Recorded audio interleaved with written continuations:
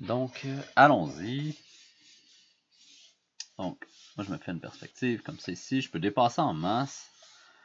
J'ai pas trop peur de... Oh, est-ce que je vais manquer de page? Je le ferai pas trop profond.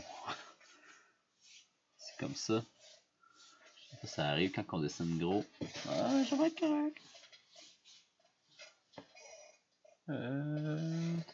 Plus là. Ici.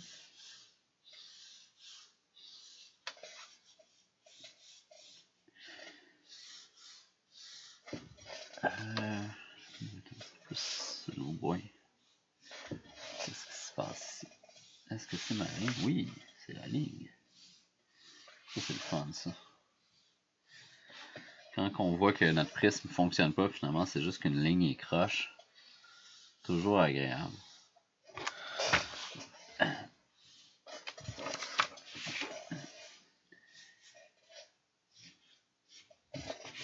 Dans l'autre cours, j'ai une question sur la position de quand on dessine un peu.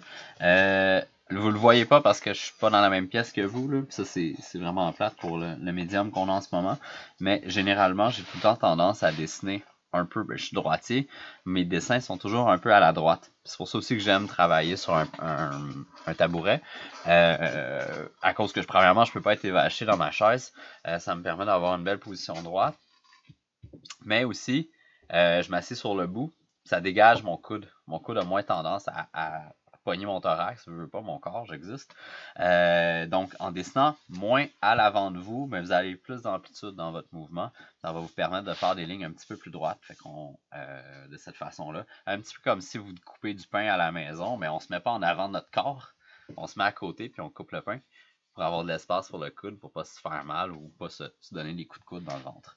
C'est un petit peu la même chose. Moi, je dessine toujours un petit peu plus à la droite. Si vous êtes gaucher, ça va être exactement l'inverse. Bon, maintenant que ça c'est dit, qu'est-ce qui se passe là-dedans? Voici ma vue de haut. Comme ça ici.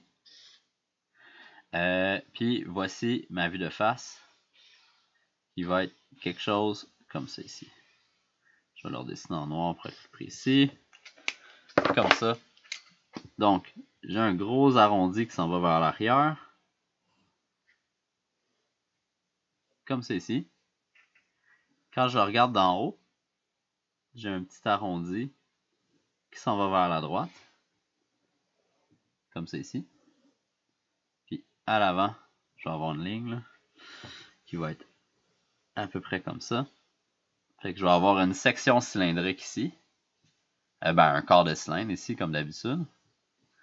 Ici, encore là, je vais avoir, en pointillé en fait, là, je vais avoir un autre bout de cylindre, un quart de cylindre. Puis, c'est vraiment ici qu'on va vouloir aller découvrir c'est quoi la valeur de cet arrondi-là. Puis comment qu'on peut aller la dessiner. Fait que c'est un petit peu ça qui va être la passe-passe aujourd'hui. Dans cette démo-là.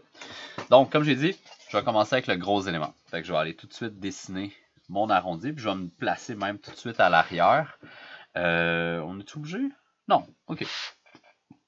Ce que je vais faire, première chose, je vais aller me chercher mes crayons de couleur. Je vais prendre mon bleu. Je vais aller tout de suite placer mon plan ici. Fait que je vais aller prendre ma forme, puis je vais aller dire, à partir de là, je vais l'arrondir. Je vais aller donner un petit arrondi. Puis, c'est là que mon gros arrondi va finir à la fin. Fait que mon rayon, on va dire, celui-là ici, mon rayon de 1 pouce, il va être placé sur cet axe-ci. Puis après ça, l'autre va être comme un demi ou un quart, je sais pas encore.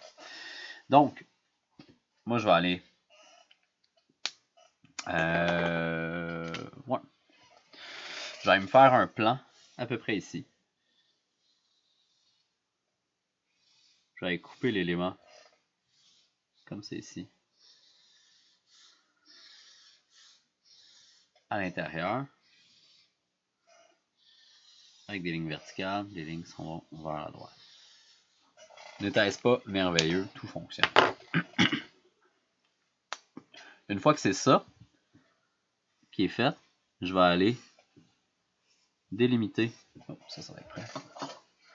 je vais aller délimiter mon carré que à l'intérieur que je vais aller mettre mon gros cylindre, mon gros quart de cylindre. Donc, celui-là ici.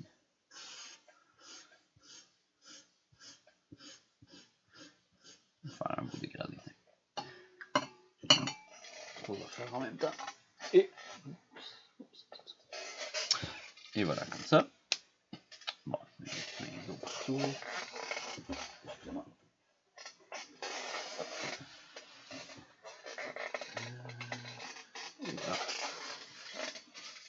Donc, pour faire ça, ben, je vais bien sûr aller me dessiner sur... Je vois plus rien. Oh! On a perdu la caméra dessus. Qu'est-ce qui se passe? Ah, c'est weird. C'est bon. Et voilà, ouais, juste pas dans mon portrait. Et voilà. Il chauffe beaucoup aujourd'hui.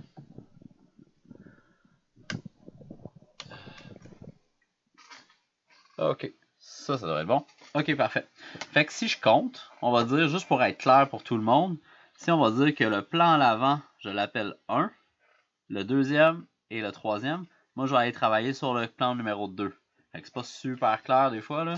Donc, moi je m'en vais sur mon 1, 2, 3, je m'en vais sur mon deuxième plan, puis je vais aller me dessiner mon carré qui va représenter mon gros arrondi bleu dans ma vue 2D ici. Donc, à peu près ici, j'envoie un plan vers l'arrière. Puis, ici, j'ai juste besoin de ce bout-là, moi. Je n'ai pas de besoin de plus. J'ai pas de besoin d'avoir une ligne jusqu'en bas. Ça va juste faire du bruit pour rien. Je vous rappelle encore là, moi je dessine en couleur pour vous aider à visualiser. Mais moi, je vous invite de continuer en gris. À moins que vous êtes très mélangé, vous préférez continuer avec la couleur pour être bien sûr de séparer les éléments. Une fois que ce carré-là est fait, je peux prendre mes nouveaux points, puis je peux les envoyer vers mon point de fuite de gauche. Donc, j'y vais par ici, comme ça ici. Puis, je suis rendu avec un morceau de panneau, deux morceaux de panneau. Mon point ici, je peux l'envoyer vers mon point de fuite de droite. Celui-là à la verticale. Puis, on voit que j'ai fait une correcte job. Ce serait un petit peu plus ici. Fait qu'on voit très très bien le carré dans lequel je suis capable, le prisme dans lequel je vais être capable d'aller mettre mon arrondi, mon gros arrondi. Puis on voit qu'il arrête à une proportion de la face de mon cylindre. Vous voyez que je n'ai pas dépassé. Là. Je suis vraiment à l'intérieur de ma forme. Donc, ligne diagonale de l'intérieur vers l'extérieur. Ligne diagonale comme c'est ici aussi. 1 tiers, 2 tiers, 1 tiers, 2 tiers. Voici mon arrondi. Voici mon arrondi. Comme c'est ici. Je suis tangent vers là-bas. Je suis tangent vers là-bas. Je suis tangent par en bas. Je suis tangent par en bas. Fait que tout est génial. Wow!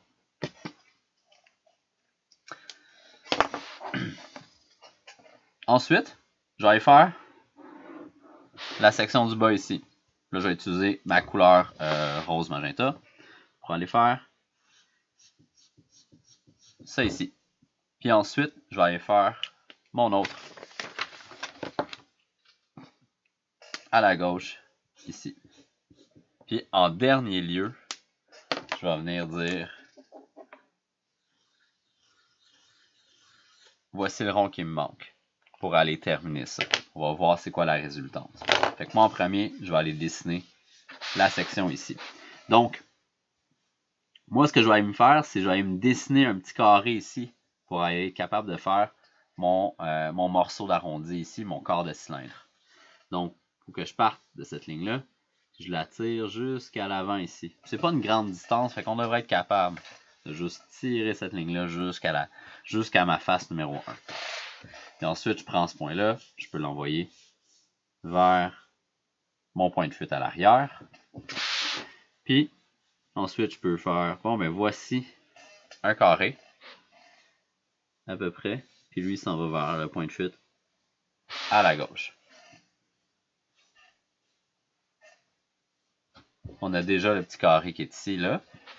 Je je peux prendre les lignes puis je peux les tirer à la verticale pour aller trouver qu'est-ce qui se passe en bas. Mais j'ai déjà pas pire idée. Ça c'est croche. Waouh, c'est non mais croche.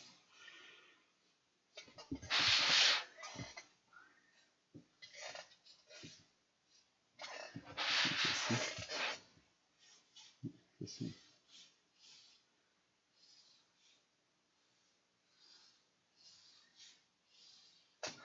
Ouais. Dessiner en gris, ça pardonne, mais quand tu dessines en magenta direct, là, ça pardonne très très peu. Il faut toujours faire attention avec quand vous êtes rendu en couleur. Là. Puis maintenant, il faut que je fasse attention parce que mes deux lignes, la ligne d'en avant, la ligne d'en arrière est coïncidente un petit peu. Là. Fait que quand je vais être tracé, ma diagonale est presque dessus. Tu sais, comme c'est un peu ambigu. Fait qu'encore là, je me concentre pour me faire des beaux tiers. Puis la même chose en bas. Je me concentre pour faire des beaux tiers. Je vais tourner ma feuille de bord. Je vais aller tracer mon arrondi. Je vais tracer mon arrondi. Je vais essayer de ne pas mettre mes cheveux dans ma caméra. Et voilà. On est rendu avec le premier morceau de petit cylindre. Jusqu'à maintenant, tout devrait bien aller. Mais étrangement, pour vrai, j'ai tout le temps plus de facilité à faire celui-là que le premier. Et boy, ce thé est chaud. Maintenant, on va faire exactement la même chose sur ce panneau-là.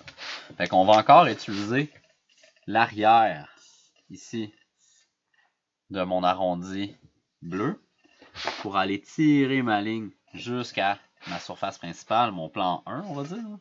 Puis maintenant, je peux dire, bon ben, moi j'ai besoin d'une ligne vers le bas là.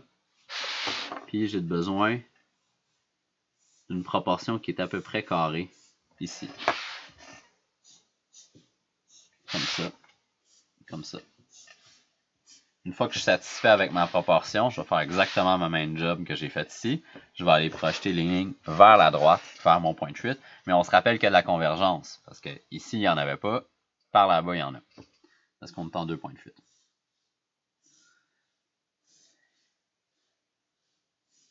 Comme ça ici. 1, 2, 3, 4. Et voilà de même. Et voilà comme ça. Puis, je peux aller dessiner mes diagonales qui partent de l'intérieur vers l'extérieur. Une ligne, deux lignes. Une ligne, deux lignes.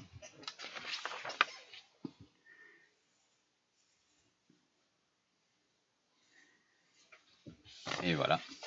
Comme c'est ici. Mon deuxième quart de cylindre ici est fait. Tout ce qu'il nous reste à faire, ben, vous le voyez, c'est là. C'est ici là, qu'il nous manque quelque chose. En fait, presque toutes nos lignes de construction sont déjà là. Fait que c'est pour ça que j'ai tendance à le construire comme ça. Fait que je fais toujours les 3 arrondis, puis après ça, je décide la résultante. Un peu, c'est ça qui tombe à être qu'est-ce que j'ai de besoin. C'est rare que je vais commencer par ce bout-là, on va dire. Si je prends cette ligne-là, là j'ai pris un gris plus foncé pour que vous le voyez sortir quand même assez bien. En fait, on a une portion ici, une portion là. On se rappelle qu'on cherche un genre d'arc de cercle. On cherche un quart de cercle ou quelque chose qui va ressembler à ça. Moi, il va être un petit peu rectangulaire, j'ai l'impression. Je peux prendre cette ligne-là ici. Je le tire vers l'avant. Ah, il a l'air pas pire pour eux. Puis, je prends ma ligne verticale. Je la remonte. Je suis capable, entre les deux, avec mes outils de perspective, carrément de tracer cette ligne-là. Tracer cette ligne-là. Tracer la ligne ici de même. Tracer cette dernière. Ce qui me permet de tirer ma diagonale, un tiers, 2 tiers, trouver l'endroit de mon arrondi. C'est génial, hein? Fait que c'est exactement ça que je vais faire. C'est ici, comme ça. 1, 2. Puis, comme ça. Et voilà. Fait qu'on voit un peu le parcours. Je peux le refaire en gris, là. De l'arrondi. 1, 2.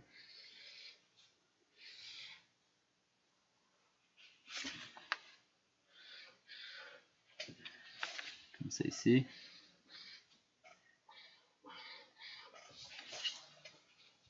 Fait que si notre job est bien fait, le rayon devrait avoir l'air constant, puis la section ici devrait vraiment ressembler à un morceau de tuyau de balayeuse coupé en 4, qu'on a plié, comme une paille un peu, là.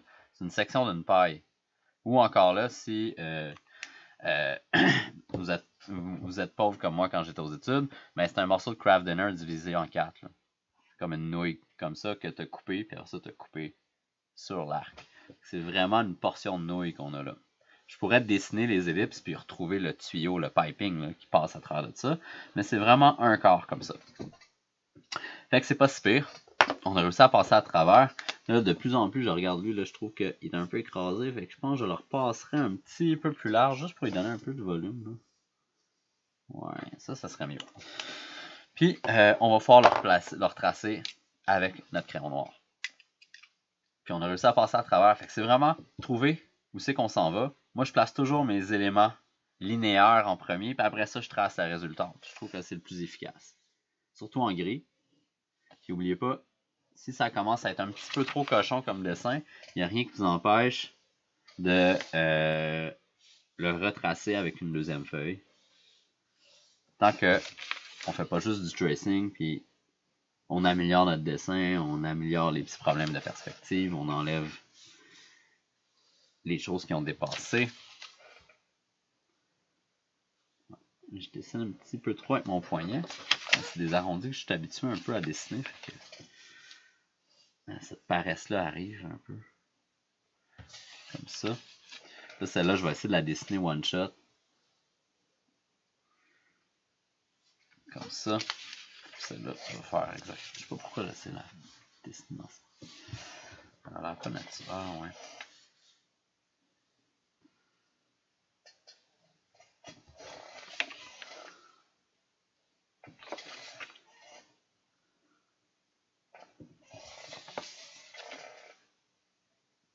Et voilà, comme ça. Puis ici. Comme ça, je peux laisser un peu de ligne de construction à l'arrière. Je vais juste me rester à mettre du Sharpie pour aller tout égaliser. Je pense que c'est Emmanuel qu'on parlait avec le Sharpie. Moi, j'ai lui. C'est un multiliner, mais il est brush. C'est vraiment une... Ok. Ah, en fait, je pense que quand je t'avais acheté, j'ai regardé ça tantôt, j'avais acheté un crayon séparé de serre aussi, qui était pas cher, là, qui est un crayon à... C'est un crayon à l'alcool, par contre, mais il est noir et il est brush. Je sais pas si... Tu pourrais. Passer l'alcool, mais c'est pas grave, parce que le Sharpie il est pas à l'alcool non plus. Il est à... Je me rappelle plus de quel produit chimique qui pue, là. Mais Prismacolor aussi en fait, c'est juste que lui, moi je peux le recharger. Je faisais des tests un peu cet été, puis il va quand même assez bien.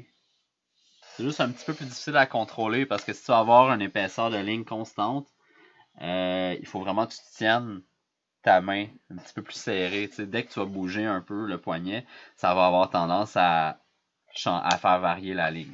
Par contre, ça peut être vraiment clean, qu'est-ce que ça fait. Ça dépend tout le temps. Mais j'en avais un, moi. J'avais lui. Moi, j'avais lui de Prismacolor qui est en fait un genre de Sharpie à l'alcool avec une pointe plume de l'autre côté aussi. C'est juste qu'il n'est pas rechargeable. Mais il va quand même bien. Puis je n'avais acheté un aussi de chez Homer de Sœur là, quand il était à 97 sous. J'avais acheté un Black 120. Là. Il est comme ça. Je pense que c'est quelque chose similaire à ça, mais avec les twin tips puis le brush. Là. Ouais. Le brush d'un côté puis le chisel de l'autre. Ouais, c'est ça. Mais ils vont bien comme pour 97 cents pour vrai. Là, c'est tough comme ils t'offrent un peu plus longtemps qu'un Sharpie puis ils remplissent bien. Fait que moi je l'utilise. Les autres couleurs de serre, moi je suis pas un grand fan malheureusement. Là. Je trouve que, comme tu dis, ils sont